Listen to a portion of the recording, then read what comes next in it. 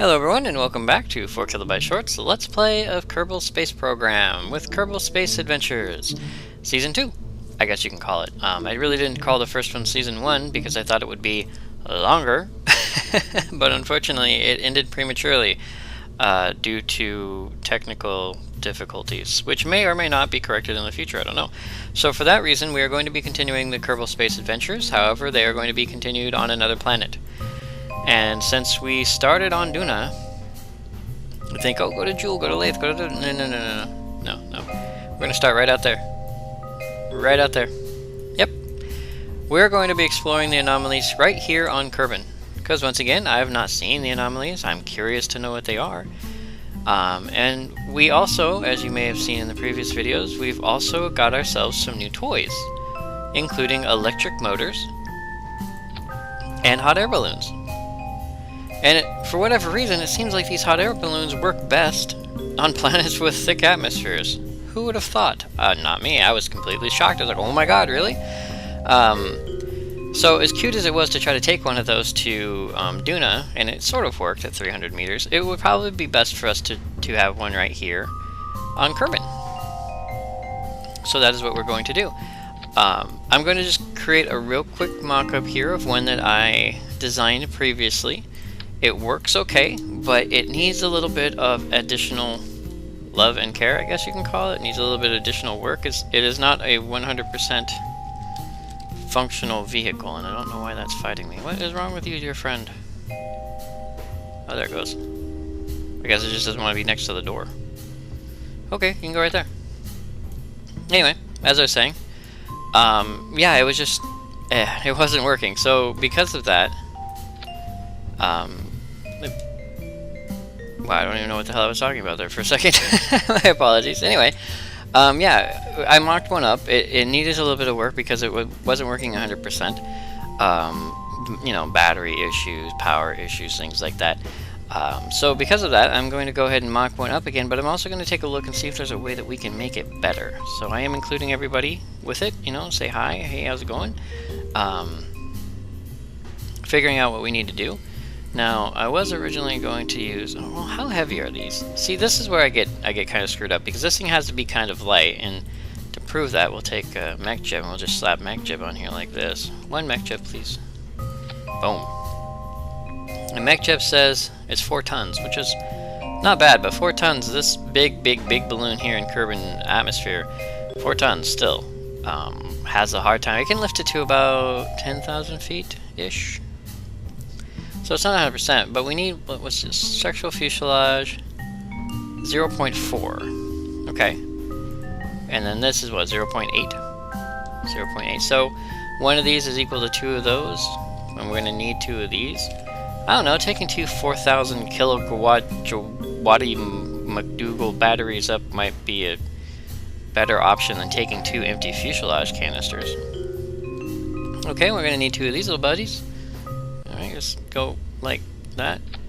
Does that... It does...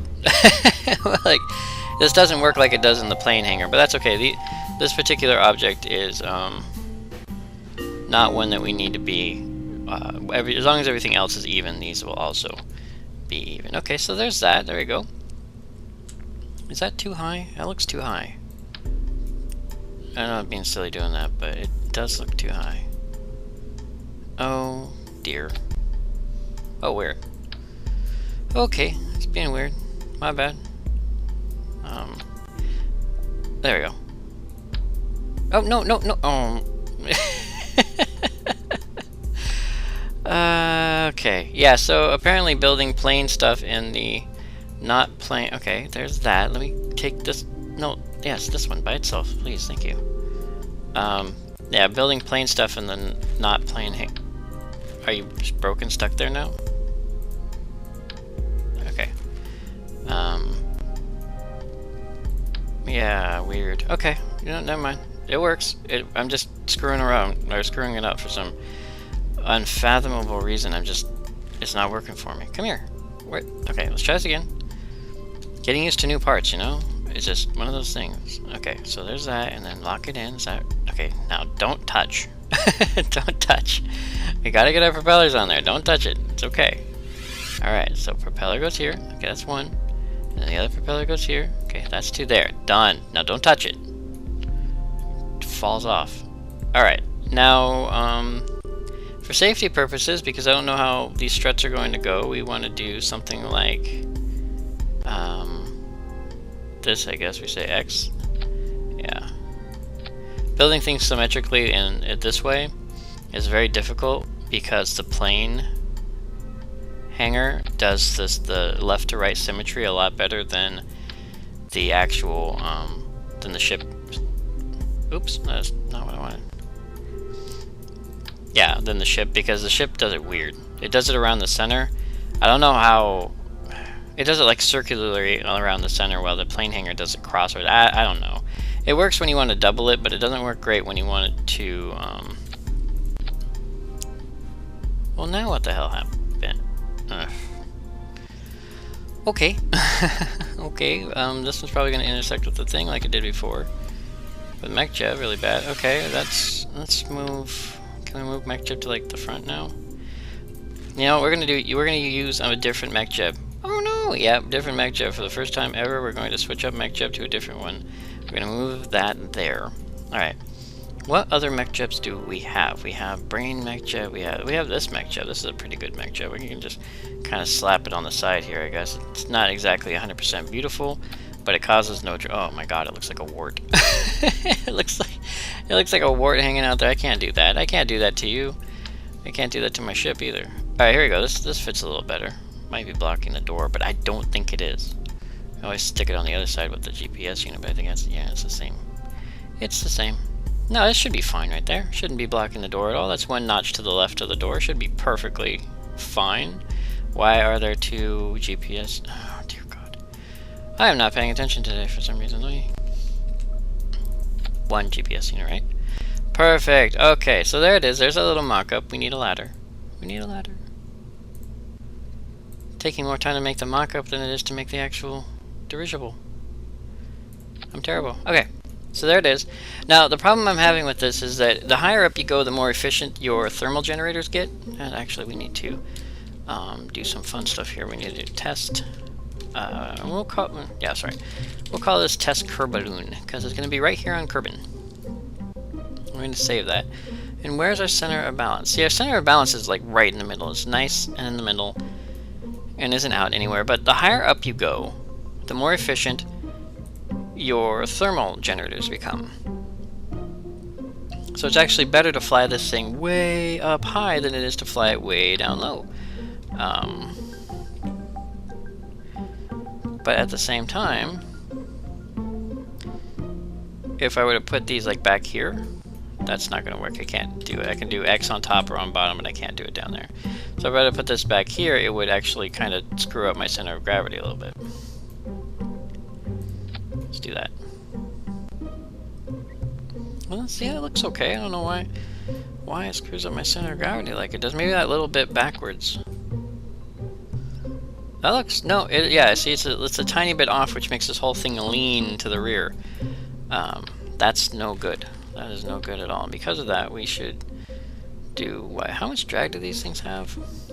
0.3, 0.2? Yeah, they don't have 0.2, but they're so tiny. Teeny tiny. I could do that whole radial engine thing again, but these things are heavy enough to where that would not be feasible. We're at 7 tons exactly. I wish there was a better way to do power generation. But right now, this is the best that I can get. Which is, of course, unfortunate. Because then it looks like that. It looks terrible. It looks horrible. It's not Batman. So yeah, this is where I'm having my issues with the power generation. So, for this moment, I'm going to go ahead and pause here really quick. I'm going to see if I can find a place to put that power generator, or those power generators, to where it doesn't make this thing look so ugly. And if nothing else, maybe I'll just move the engine forward. I don't know if that would work, but, you know, move the engine forward, then move the power generator back. I don't know. We'll have to see. Oh, there was one other thing that I wanted to find and put on here, which I downloaded with the engines, and it actually might be very good for us. And I mentioned it during our Duna run, but I can't seem to find it in here anywhere. And that is the air braking unit.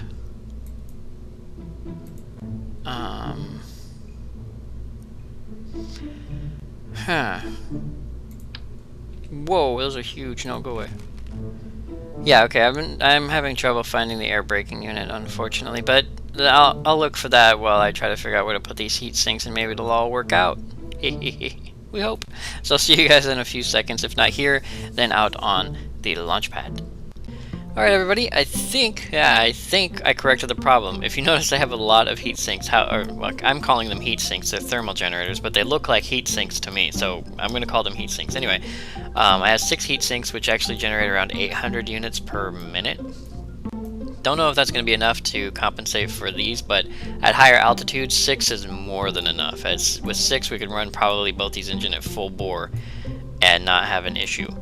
I also added some cosmetic things like a little light for when we land, and I added 2 little headlights that kind of point down-ish for spotting. I don't know if these will be in the way, but that's okay.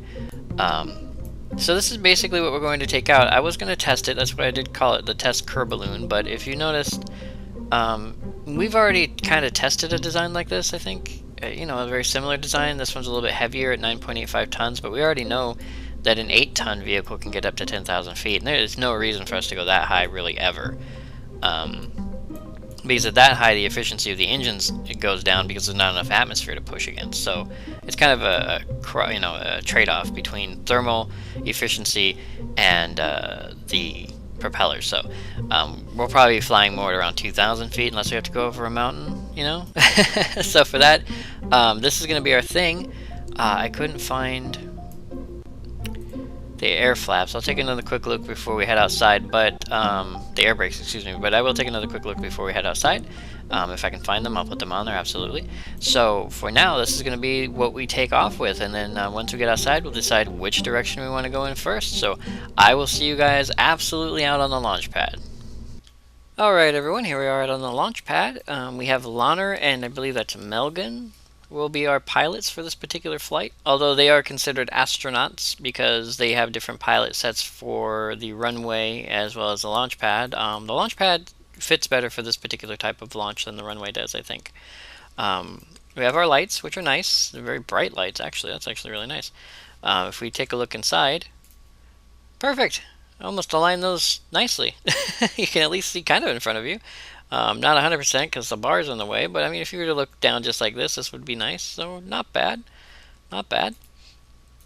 Okay, so we don't know how much electric charge we're actually going to be using right now. Actually, let's leave those on because it is nighttime. We'll turn this one off because we don't need it right now. That's for exiting the rear. Now we did want to check out, and I need to move some things around. Let's go ahead and move some of this around like this.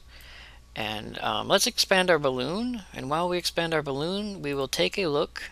21% buoyancy, not bad for this particular vehicle, considering it's like a 10-ton vehicle. Let's take a look. We have current position on, so we're at KSP, and then anomalies. So we have these local anomalies, which we already know about. We have the monolith over that way and the Mark 1 pod over that way. You can explore those on foot with a small stock component airplane or with the Kerbal car if you wanted to. I don't want to go to these really far out ones just yet. I'm actually saving that for something else. So the only real one we have an option to go to, I think, is this one up here, and this one is like at what, 36 by 74, somewhere around in there. 30, 35. It's hard to tell. 30, somewhere around 34 by 74. And we're at 0 by 74, so it's almost directly north of us. So because of that, let's go ahead and release our clamp. And there we go. So we're at 112 feet. Let's raise that up a little bit. I think we'll go up by about 2 meters per second.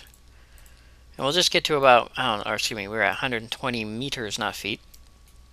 We'll raise that up a little bit. I'm not sure how high. We may run into some mountains. We are actually pointed directly north as it is, so we really don't have to change our angle at all. Oh, and by the way, I was able to find our drag flaps, which are nice. That's these here, which apparently are not working. Toggle? Okay, well I had it set to 1 to toggle, but apparently they don't. Or they're not working properly. But yeah, those are the air brakes. They toggle. Oh, there it goes. Oh, that one toggles. This one does not. So it looks like I may have accidentally messed that up. That's okay. So if we need to stop suddenly, we can use those, or turn suddenly, we can use those too, apparently, because now I have only one set to toggle. So where are we? We're about 220. We can kind of stop around 250. I think 250 is a nice round-ish number. While we're going up, well, we're almost there. We're almost there. We'll watch the timer. Okay, somewhere around 250 won't be perfect, and that's fine. So we'll throttle up and see how well this thing goes. So there's a light throttle. We'll check our resources. So we're generating roughly-ish about 3. This actually weird, but if you have a negative number, you're going down. If you have a positive number, you're going up. But it looks like it's about 3, so we can increase the throttle a little bit more. Okay, so 10. Okay, maybe we are causing a drain.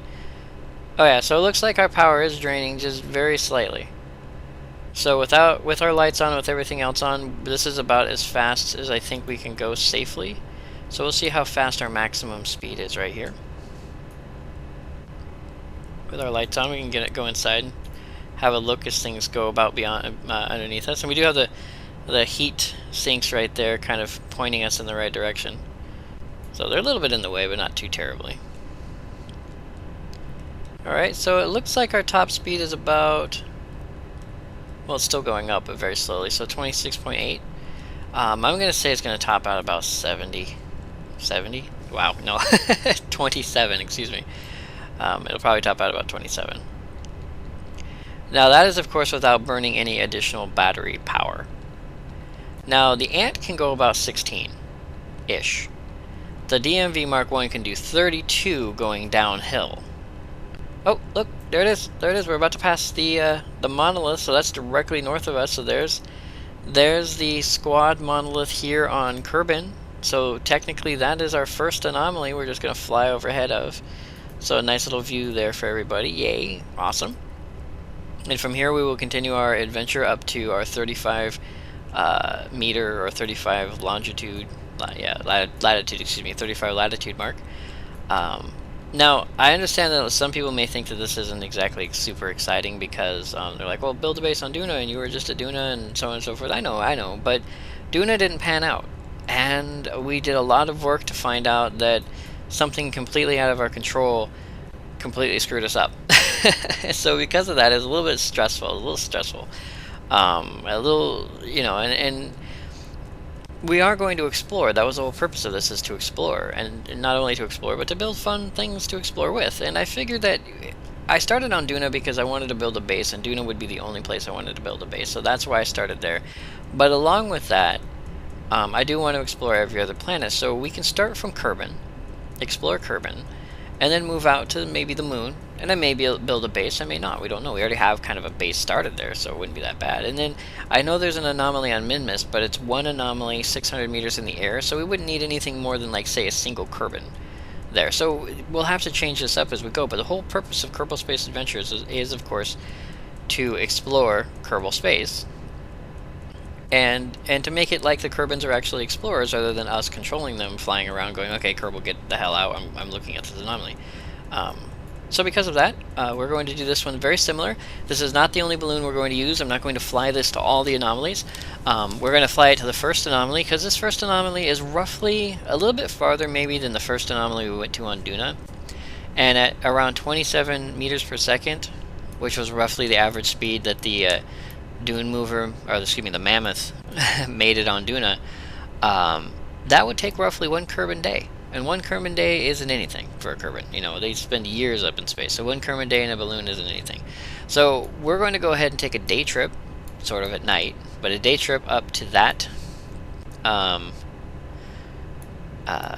anomaly, and then from there we're going to plan out a new balloon, a new long-range balloon. Yeah, I'm giving you guys a hint. There's no list anymore. I'm all out of list. Yeah, no list anymore. I'm actually going to tell you what's going on now. We're going to plan out a long-range balloon, and that's going to take a long round-the-world trip kind of thing to visit all the other anomalies. Yeah, so it's something to look forward to. So for now, we're going to go ahead and pause here now that I'm done, you know, monologuing for you all, and I will see you back when we get closer to our destination, when something really cool happens, or I don't know, I'm kind of thinking about maybe taking this thing to max height and seeing what happens there. You never know. So I will see you guys when something awesome happens. Alright everybody, a real quick update. Melgan was fiddling with the controls a little bit and found that at about 2,000 meters, we can run at almost a quarter of engine speed and still regain battery power. Not very fast, mind you, but it's actually a pretty good balance of height, speed, because we are going 30.5 meters per second, which is just slightly faster than the Mammoth or the DEMV Mark 1 going downhill. Remember, downhill is 32.2. So we are actually going slightly faster than a ground-based vehicle at roughly 2,000 meters at quarter engine speed. That's actually pretty good. We haven't made it very far, of course, because, you know, Melgan's like, I just gotta fiddle with these a little bit. So he did, and we're a little bit higher, and we're a little bit faster. And of course, if I turned off my lights, well, we might be a little bit faster still. But, you know, just in case we run into a 2,000 meter high mountain, we have to know it's coming at us, right? So, yeah, it's a little update for everybody. We're not very far away, unfortunately, only 26 kilometers, but 26 kilometers in just a few minutes isn't bad at all. So yeah, we've only been in there 16 minutes. That's not bad at all. So once again, you know, we may, I don't know, Melgan may try to fiddle with controls a little bit more. We may go a little bit higher, a little bit faster. We'll have to see how it works. So I'll see you guys when we're closer or when something totally amazing happens. Alright everyone, really quick, I caught it just in time, I hope. Sunrise on Kerbin. I know, not super spectacular or anything when compared to other things that we've seen. But it's a sunrise on Kerbin. I mean, come on. You can't complain about that. So we're going to watch the sunrise. I know, not super special. But we can turn off our lights, I think. Our headlights are off? Yes, okay, we'll turn off our lights. They were all lit up on the side. Unfortunately, we can't really turn to look, because that will screw us up. We're actually kind of aligned really perfectly. We're heading right to our destination, almost there. But until that happens, we're going to watch the sunrise. It's going to be a happy sunrise. And yes, we've been flying all night. As you can see, Melgan changed our altitude again. We're now at 3440. But we are able to run at slightly over 1/4 power, which brings us up to 39.6 meters a second. And I did run at 3/4 power. And we were burning at about 40 something? No, 40... 40, no, it was actually more like 53. It was somewhere just above 50 meters per second, and that was actually pretty beastie. We were actually hauling some pretty good butt. So we were traveling twice as fast as any ground-based vehicle, and we bypassed a bunch of mountains and stuff too. Look at that, now that you can see them. Didn't even notice. Flew right over the top, didn't even notice the mountain ranges. It's been kind of flying in a straight line. So there's our sun. I was kind of hoping it would light up the ground soon so that we could see the ground. I mean, we got a little bit of light over here, which is helpful. And we can kind of see the definitions on some of the mountains, but it is just now dawn. So I guess Kerbin rotates a little bit slow in comparison to Earth. I've seen sunrises and sunsets on Earth, and they go pretty fast. This is pretty decent speed, I think. But yeah, we'll probably not see the full sunrise, but there it is, the sun coming up on Kerbin. And us taking a look at it and still flying north-ish. We have a bit of a tilt. I'm not sure what's causing it. There is a bit of a wobble in our ship. We turn ever so slightly to the right for some reason. It wasn't perfectly symmetrical when we made it, so I'm not going to complain. So it does take a little bit of adjusting, but other than that, we're flying pretty straight. So there's the sun. Yay, sunrise, and hopefully soon we'll be able to see more ground. It is like glaringly bright on this side, and then on this side there's still not enough light to see the ground, but we do have our altimeter here, which helps. So once again, super close, but absolutely we'll see you when we're closer, because that's the most important part. Absolutely, so I'll see you guys there. Alright everyone, almost there, not there just yet. I'm fairly certain the anomaly we're looking for is in or about this crater somewhere. I think it's a crater anyway. Let's zoom out and take a quick peek, because that will tell us what it is we're looking at. Well, unlike Duna, we can't really, it takes a long time to zoom out to see what's in front of you. So if we zoom out, so yeah, there's a crater right there, a volcano or something. I'm pretty sure the anomaly we're looking for is in this area, roughly around here. So we're heading in that direction. Still going to take us a little bit of time to get there. So I won't waste your time with that, because it's still going to take us a few minutes at least to get there. So we'll have to see how that goes. Absolutely. So I will see you guys when we're a little bit closer to our destination. Alright everyone, much closer to our destination now, almost right on top of it, which is excellent. Now, because it's been a rather long trip, if you look at the mission time, it's been about 2.5 real-time hours. And in Kerbal time, that's roughly a quarter of a day, I think, according to some sources, i.e. Scott Manley. he mentioned that a Kerbal day is roughly 6 hours. I'm not sure if that's 3 hours on each side of the planet or 6 hours for one side and 6 for the other, so 12 total. I don't remember. He did say 6 hours, so it's been 2 hours of a Kerbal day, however long a Kerbal day it might be. But because of that, we are coming up on a rather high ridge of the mountain, as you can see here, and it's going to bring our true altitude way down, and because of that I figured that's a good place to stop and land and take a quick break, quick leg stretch. I know we're super close to our destination and everyone's like, oh, I want to see what it is. Those 3 of you who haven't already seen it or looked it up on the internet or whatever might have happened to spoiler alert you, but and no, I'm not complaining that I don't know what it is. It might be another damn monolith. I don't know. That's that's the one thing I do worry about all the time when I'm looking for anomalies I've never seen before. It's like, is there going to be a monolith? But before we get there, we are going to land on one of these ice caps here, or peaks here, and that's going to get us. I don't know. It's a nice place. I mean, it's been 2 hours. It's been a half a Kerbin day.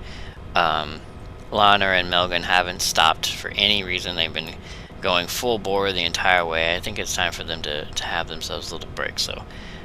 Let's see how close we can get this. So we're at 900, 800. That's not bad. One of these peaks here should be actually pretty close to it. We could actually probably go closer to this peak and be even closer to our flat side. I wonder if we should do that. What we're looking for is probably down in that valley though, so we'll stop right about here. So to do that, let's go ahead and kill our engine. Now I did say I did toggle these to be reversible, so okay, and I hit 0, and does it still have reverse or does it normalize? Oh good, so okay, yeah, so I do this and I should just reverse slightly. There we go, insta brakes. Okay, just kind of slowing ourselves down. Horizontal speed. Oop. Looks like our horizontal speed's a bit off, so let's turn. No, wrong way. I'm watching my gimbal, and I'm actually watching my gimbal like I should be, and it's not working the way it should work. Okay, speed up a little bit, or slow down. I don't know. Increase throttle a tiny bit. There we go. Okay, 0.5 meters a second. Can't get much better than that. Yeah, we're kind of going in reverse, so I could actually do this. Yeah, whatever. It's close enough. Okay, now we need to go down. So we need to say, let's go ahead and drop ourselves at about 3 meters per second, you think? And while we're doing that, we will also activate our GUI here, show GUI, and we'll start dropping our winch. And we'll drop that down to about,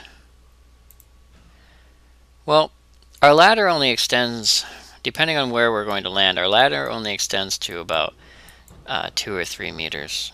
Actually, not even 3 meters, more like 1.5 meters. So it's more like that or even lower. Oop, bouncing a little bit. So let's go ahead and say 1 meter-ish, because that should be good enough.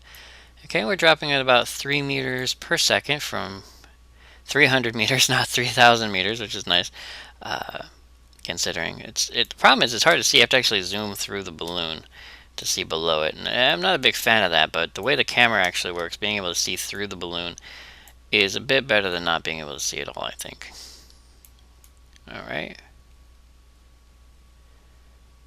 We're drifting a little bit to the right, which we can fix. We can do this. And which ways are my engines pointing? Ooh, can't see with that on. Let's go ahead and turn that off. We don't need it right now. Okay, so we're normalized, so I should be able to do... Right. If I normalize, I should be able to do this.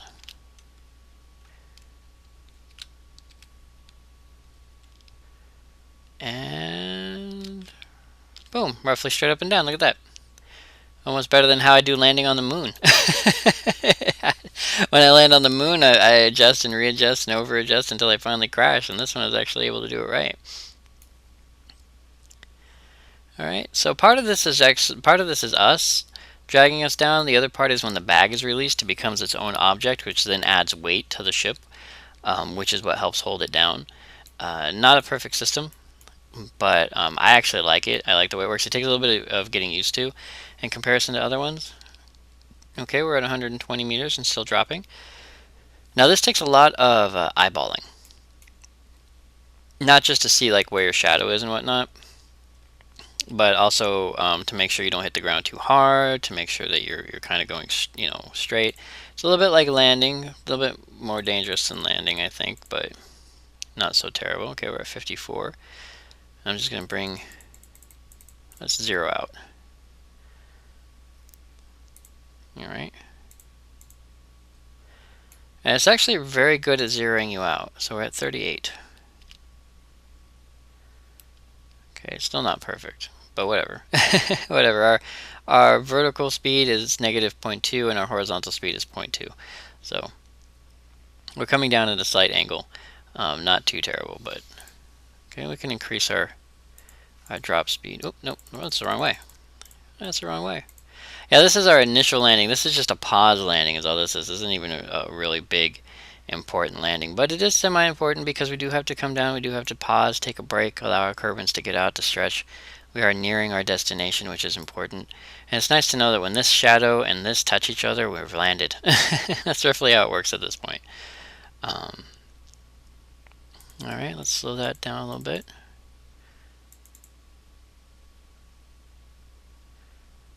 There we go. Still not perfectly going forward. It looks like we come down at kind of an angle, but that's okay. Once we actually touch down, the sandbag should connect to the ground, and we should, for the most part, not be moving any further at that point. And touchdown. Okay, so now that we're at 0.3, we can bring it down to like 0.4, 0.5, and that will actually hold us in place. The gravity, the sandbag, and all that will hold us in place. We're still going to be wobbling a bit, but I am actually going to save here. Okay, now that's actually what I really wanted to do, but we should have the ability. There it is. There it is. So we have our landing light, which I aimed once again really, really well. And we're gonna let Lana EVA a little bit. He's gonna take a break. Now, unfortunately, even though they're in atmosphere, Kerbals don't like to take off their helmets. They're pretty paranoid about that. They're like, nope, there might not be air out there. Alright, so there's Lana. He's going to take a break and kind of chill out. And then Melgan, he's going to EVA, and he's going to kind of chill out too. So these are going to be our two Kerbals. Now, like I said, the anomaly we're looking for is probably right in that crater or near it, and that's okay. But these guys needed to take a step out, and we needed to land and save because it's been a long time. It's been 2.5 hours of flying without saving, and if something horrible were to happen, oh, yeah, it would have been a big mess to clean up. So they're going to take a break. They're going to stand outside. I'm going to get them back inside, and then we're going to go find that anomaly really quick. So I won't bore you with the whole taking off part because that's not as exciting. You just lift the sandbag and start flying in whatever direction you're heading. So I'll see you guys when we're about to spot, or hopefully somewhere around the anomaly, a little bit closer.